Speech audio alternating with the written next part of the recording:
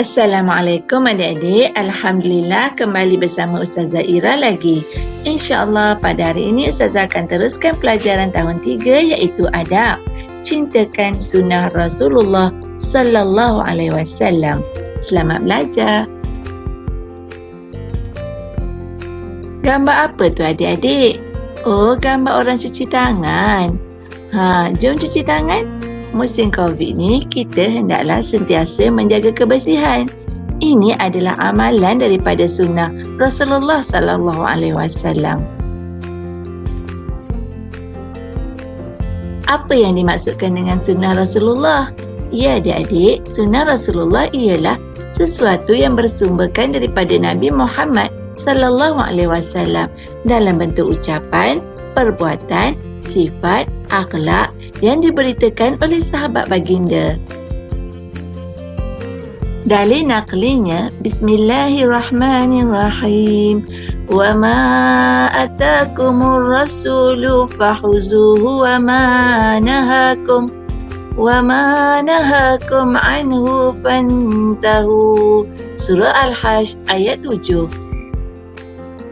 Ya adik-adik, dalam ayat yang Ustazah bacakan tadi, Allah telah menceritakan sunnah Rasulullah yang bermaksud apa yang diberikan Rasul kepadamu, maka terimalah, dan apa yang dilarangnya, maka tinggalkanlah. Baiklah adik-adik, segala yang datang daripada Rasulullah yang berbentuk ucapannya, perbuatannya, sifatnya dan juga akhlaknya hendaklah menjadi contoh tauladan yang baik kepada kita. Dan apakah amalan-amalan sunnah Rasulullah ini? Mari Ustazah jelaskan. Antara sunnah Rasulullah ialah Rasulullah pernah berpesan, jadilah anak yang soleh yang membahagiakan kedua ibu bapa. Dan seterusnya, Rasulullah juga berpesan hendaklah memperbanyakkan membaca Al-Quran. Seterusnya, kita hendaklah menghormati orang yang lebih tua dan bantulah mereka ketika memerlukan. Dan kita hendaklah bercakap perkara yang baik-baik sahaja bersama rakan-rakan. Rasulullah juga berpesan, kita hendaklah menuntut ilmu dengan bersungguh-sungguh dan juga kita perlu mengasihi kedua ibu bapa yang telah mengasuh, menjaga dan mendidik kita sejak kecil lagi. Ya adik-adik, untuk menjadi anak yang soleh, kita hendaklah berbakti kepada kedua ibu bapa, balaslah jasa mereka. Dan seterusnya, Rasulullah juga pernah berpesan, jagalah kebersihan diri, tempat dan juga pakaian. Selain itu, Rasulullah juga berpesan, ketika makan, gunakanlah tangan kanan. Dan kita hendaklah menghubungkan silaturahim sesama umat Islam. Baiklah adik-adik, mari Ustazah jelaskan sunnah Rasulullah dari segi perkataan, iaitu semua ucapan Nabi Muhammad sallallahu alaihi wasallam dalam bentuk suruhan, larangan serta galakan. Contoh sunnah Rasulullah. Daripada Abu Umamah katanya, aku telah mendengar Rasulullah bersabda, hendaklah kamu semua membaca Al-Quran. Sesungguhnya Al-Quran itu akan datang pada hari kiamat, memberikan syafaat kepada orang yang membaca dan beramal dengan hukum hakamnya.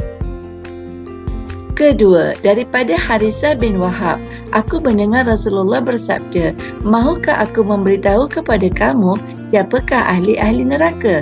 Mereka itu ialah orang yang keras kepala, sombong, suka mengumpul harta tetapi tidak suka membelanjakannya untuk kebaikan.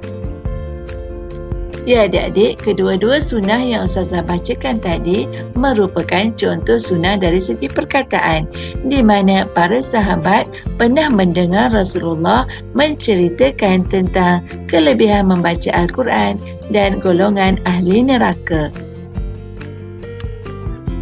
Ya, apa pula sunnah Rasulullah dari segi perbuatan? Sunnah Rasulullah dari segi perbuatan ialah segala perbuatan Nabi Muhammad sallallahu alaihi wasallam yang disampaikan oleh para sahabat baginda.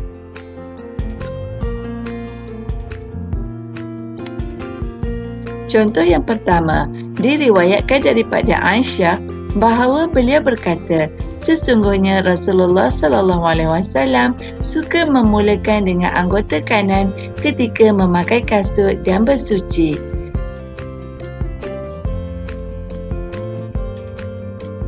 Ya adik-adik, sunnah ini menunjukkan Aisyah pernah melihat Rasulullah memulakan anggota kanan ketika memakai kasut dan juga bersuci. Ini menunjukkan sunnah dari segi perbuatan. Seterusnya, contoh sunnah Rasulullah dari segi perbuatan yang kedua. Anas bin Malik menceritakan bahawa Rasulullah sallallahu alaihi wasallam sentiasa merendah diri dan terlebih dahulu memberi salam kepada sesiapa yang dijumpai walaupun kanak-kanak. Ya, contoh sunnah Rasulullah dari segi perbuatan yang ketiga diriwayatkan daripada Huzaifah bahawa beliau berkata, Rasulullah sallallahu alaihi wasallam apabila bangun daripada tidur, baginda menggosok giginya dengan menggunakan siwak atau kayu sugi. Baiklah adik-adik, berikut Ustazah akan jelaskan kepentingan mengamalkan sunnah Rasulullah sallallahu alaihi wasallam. Yang pertama, ianya menjadi bukti kecintaan kepada Rasulullah. Dan yang kedua, ianya mendapat syafaat Rasulullah di akhirat kelak.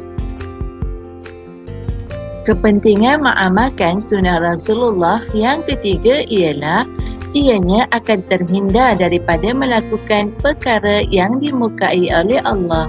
Dan yang keempat, akan membentuk umat yang berperibadi mulia.